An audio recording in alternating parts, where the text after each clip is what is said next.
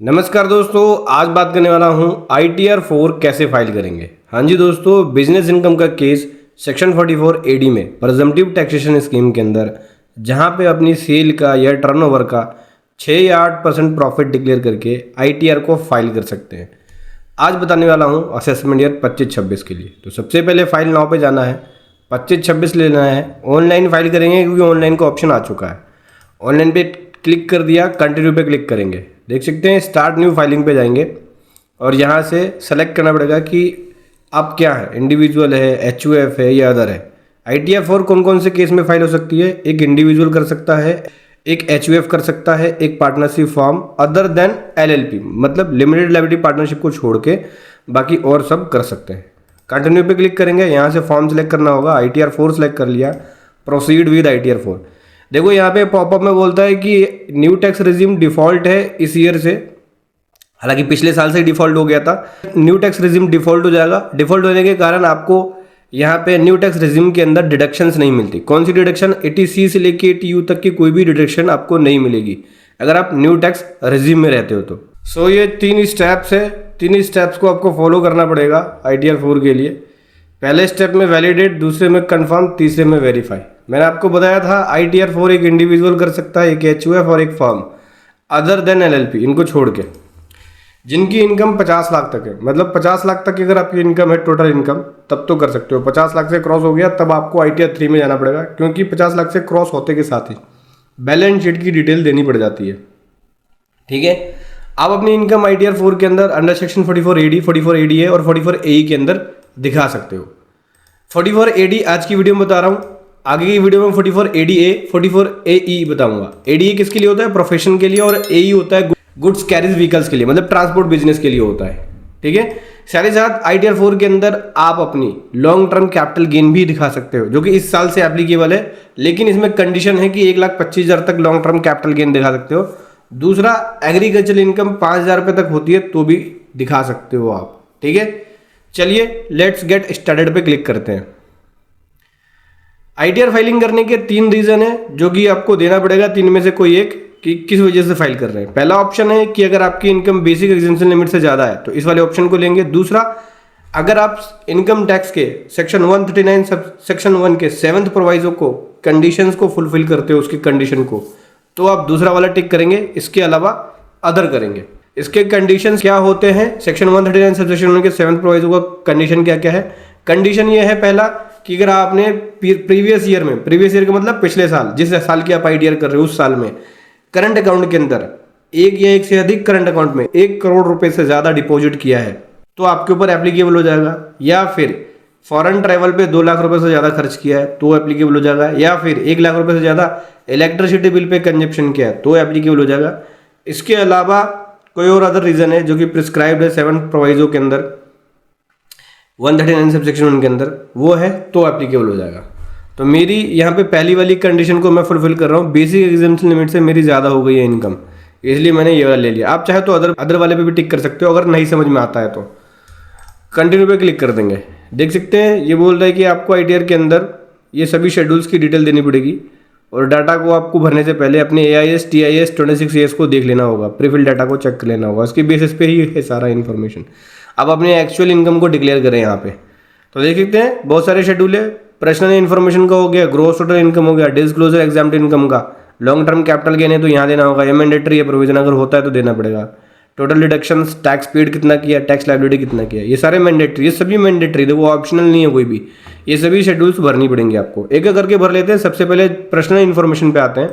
देखो personal information में ये वाला ऑप्शन जो है, ये वाला, ये न्यू टैक्स रिज्यूम के लिए बोलता है कि क्या आप न्यू टैक्स रिज्यूम से बाहर हो रहे हैं। कौन से ईयर में? असेसमेंट ईयर 24 ईयर में क्या आपने न्यू टैक्स रिज्यूम को ऑप्ट किया था या नहीं किया था? आप न्यू टैक्स रिज्यूम में नहीं थे, ये बोलते हैं कि आपने एक्सरसाइज किया था option opt out, new tax resume से बाहर हुए थे आप न्यू टैक्स रिज्यूम में, नो पे टिक कर।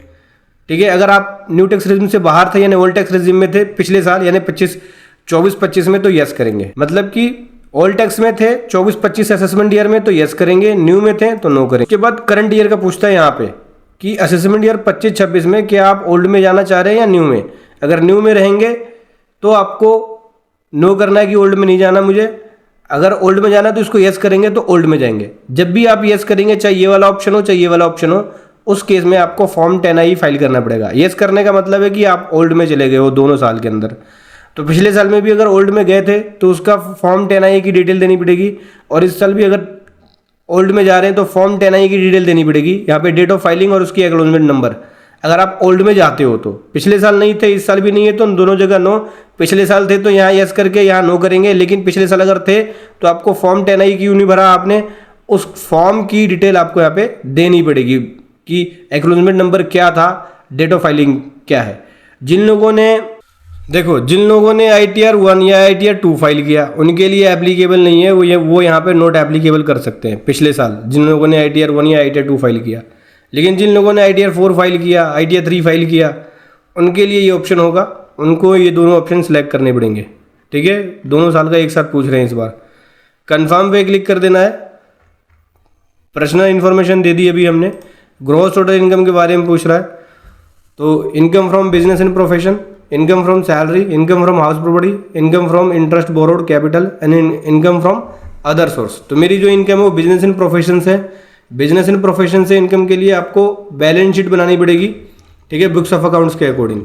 तो मेरी यहाँ पे बैलेंस शीट है, देख सकते हैं, ये प्रॉफिट एंड लॉस अकाउंट हो गया, ये बैलेंस शीट है। प्रॉफिट एंड लॉस अकाउंट में ये मेरी सेल्स आ गई, ये मेरा प्रॉफिट हो गया, और ये बाकी बैलेंस शीट्स है।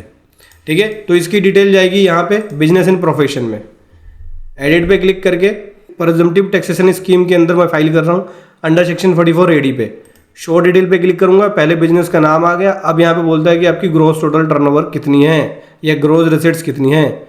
ठीक है, अब देखिए, ग्रोस रिसीट्स आपकी कैश में भी हो सकती है और बैंक के थ्रू भी हो सकती है। अगर कैश में है तो उसका 8% आपको प्रॉफिट दिखाना पड़ता है, और बैंक के थ्रू है तो 6% दिखाना पड़ता है। इससे कम नहीं जा सकते, इससे ज़्यादा दिखा सकते हो, उससे कम नहीं जा सकते। अगर कम दिखाते हो तो आपको टैक्स ऑडिट कराना पड़ेगा। ठीक है, तो चलिए ग्रोस रिसीट्स की डिटेल दे देते हैं। कहाँ से मिलेगी, ये है मेरी सेल, यही मेरी ग्रोस रिसीट्स है। ठीक है, तो सेल मेरी हो गई 11,90,645 की। ये मेरी सारी की सारी जो है वो डिजिटली है, तो यहाँ पे लिख रहा हूँ मैं 11,90,645। ठीक है, अब जो प्रॉफिट है मेरा 475 का है। 475 का प्रॉफिट अगर डिजिटली है तो मैं 6% वाले में लिखूंगा, कैश में होता तो 8% वाले में लिखता। तो मैं यहाँ पे लिखूंगा कितना, 475,213। ये लिख दिया 475,213। मेरी ग्रोस टोटल इनकम ये बन जाएगी बिजनेस एंड प्रोफेशन से। अभी सेव वाले बटन पे क्लिक करूंगा। ठीक है, इसके अलावा सैलरी से इनकम नहीं है, हाउस प्रॉपर्टी से इनकम नहीं है, इनकम फ्रॉम अदर सोर्स से है। अदर सोर्स में कौन सी इनकम है, इनकम जो है मेरी वो है इंटरेस्ट इनकम। इंटरेस्ट इनकम है तो सेलेक्ट करेंगे यहाँ पे interest income from saving account. देख लेते हैं, ऑप्शन आएगा यहाँ पे bank deposit, interest income bank deposit से आ गया। देखिए, इंटरेस्ट फ्रॉम सेविंग अकाउंट से ही है।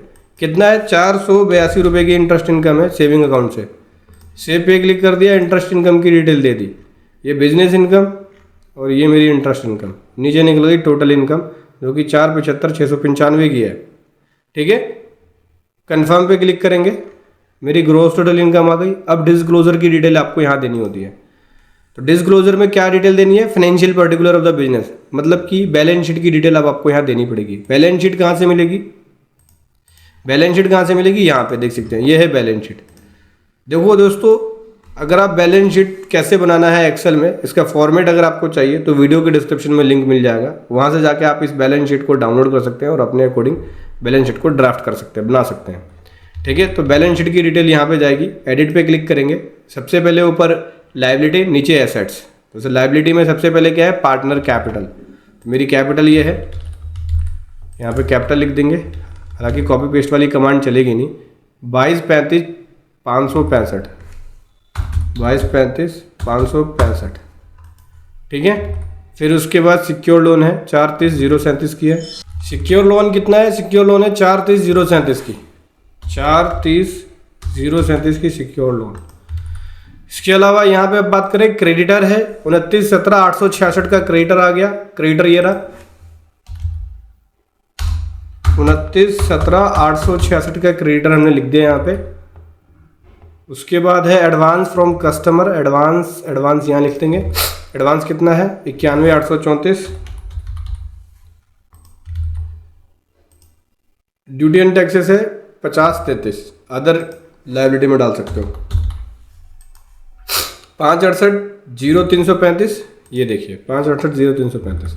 अब नीचे आ जाते हैं फिक्स एसेट्स की बात करें तो फिक्स एसेट्स ये है 355,800 फिक्स एसेट्स हो गई। इन्वेंट्री की बात करें तो इन्वेंट्री ये रहा 2667835, 2667835, एक मिनट, 2667835, ये मेरी इन्वेंट्री आ गई। इन्वेंट्री के बाद है डेटर 1397,493, 1397,493 डेटर आ गया। कैश इन हैंड है 713,015, कैश इन हैंड आ गया 713,015, ये कैश इन हैंड हो गया 713,015। Current assets 516,193, other current assets है, यहाँ लिख सकते हैं हम 516,193। उसके बाद है एडवांस टू सप्लायर 30,000 का, जो कि आप एडवांस वाले कॉलम में, ये लोन एडवांस में यहाँ पे 30,000 का एडवांस यहाँ रिपोर्ट कर दें। लायबिलिटी और एसेट दोनों इक्वल हो गई, कोई फर्क नहीं है यहाँ पे, डिफरेंस नहीं होना चाहिए। डिफरेंस है तो आपकी बैलेंस शीट गलत है। सेव पे क्लिक कर दिया, ये मैंने अपनी बैलेंस शीट की डिटेल दे दी। अभी क्या करना है, जीएसटी में जो टर्नओवर है उसको डिक्लेयर करना पड़ेगा आपको। मैंने जीएसटी नंबर ऑलरेडी दिया हुआ है, तो यहाँ पे मेरी जो जीएसटी के अंदर मैंने टर्नओवर दिखाया उसको डिक्लेयर करेंगे। तो जो मेरी सेल्स है ये पीएनएल में, ये मैंने जीएसटी में डिक्लेयर किया है 1190,645, 1190,645 ये जीएसटी में ऑलरेडी डिक्लेयर किया है। सेव वाले बटन पे क्लिक करूँगा मैं, ये जीएसटी वाली भी रिपोर्टिंग कर दी। कोई एग्जाम्प्ट इनकम आपकी है, एग्रीकल्चर इनकम या कोई और अदर इनकम, तो वो दे सकते हो, वो नहीं है मेरी। यहाँ पे कंफर्म पे क्लिक कर दिया, डिस्क्लोजर की डिटेल दे दी। अब यहाँ से आपको लॉन्ग टर्म कैपिटल वगैरह की डिटेल पूछ रहा है कि लॉन्ग टर्म कैपिटल गेन, तो लॉन्ग टर्म कैपिटल गेन मेरी नहीं है कोई भी, तो कंफर्म पे क्लिक कर दूंगा। टोटल डिडक्शन के बारे में बोल रहा है, कोई डिडक्शन है तो दे दो। मैंने आपको बताया था डिडक्शन नहीं मिलेंगे, लेकिन न्यू टैक्स रेजिम में कुछ लिमिटेड डिडक्शन है। जैसे अग्निपथ स्कीम में इन्वेस्टमेंट कर रहे हो तो उसका डिडक्शन मिल जाएगा। कोई और अदर डिडक्शन जो कि न्यू टैक्स रेजिम में अलाउ है तो उसका मिल जाएगा, बाकी और डिडक्शन नहीं मिलते इसमें। टैक्स पेड की बात करें तो कोई अगर आपका टीडीएस कटा होगा तो इसमें, सैलरी के ऊपर इसमें, अदर देन सैलरी का इसमें आएगा, टीसीएस आपका यहाँ आएगा, कोई सेल्फ असेसमेंट टैक्स होगा तो यहाँ होगा। तो इसमें से कोई भी नहीं है मेरा, ना ही टीडीएस कटा है, ना टीसीएस है, ना ही कोई टैक्स भरा है। तो कंफर्म पे क्लिक कर दूंगा। अब टोटल टैक्स लायबिलिटी के बारे में बोला, तो टोटल टैक्स लायबिलिटी यहाँ पे आएगी। टोटल टैक्स लायबिलिटी आपकी जो भी होगी यहाँ पे दिख जाएगी। तो ग्रोस टोटल इनकम मेरी कितनी हो गई, ये मेरी ग्रोस टोटल इनकम हो गई, ये देख सकते हैं, ये टोटल इनकम आ गई।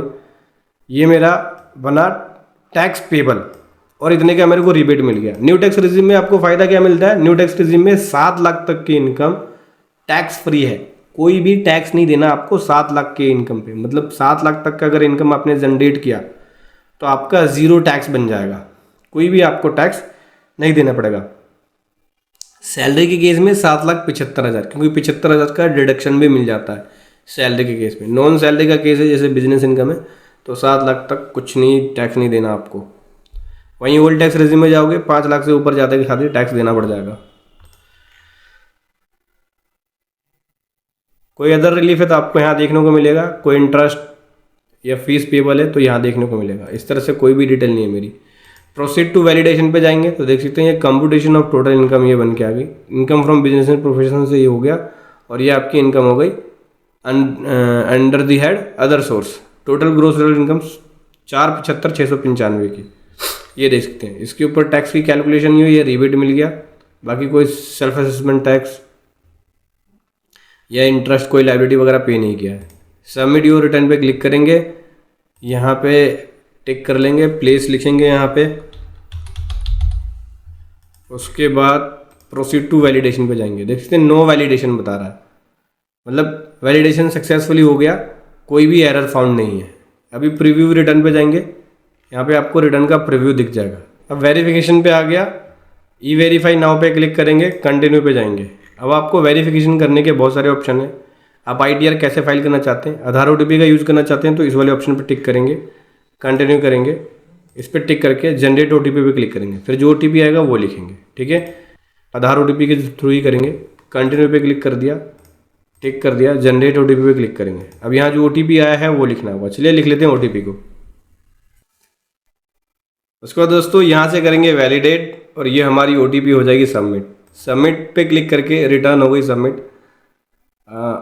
प्रोसीड पे जाएंगे, देख सकते हैं ये हमारी रिटर्न सक्सेसफुली हो गई सबमिट। डाउनलोड रिसीट पे क्लिक करके जो रिसीट्स है वो हो जाएगी डाउनलोड, देख सकते हैं ये आ गई हमारी रिसीट्स। सो दोस्तों देखा आपने, इस प्रकार से आप ITR 4 फाइल करेंगे ऑनलाइन। वीडियो कैसी लगी ज़रूर बताएं। Thank you so much. जय हिंद, वंदे मातरम।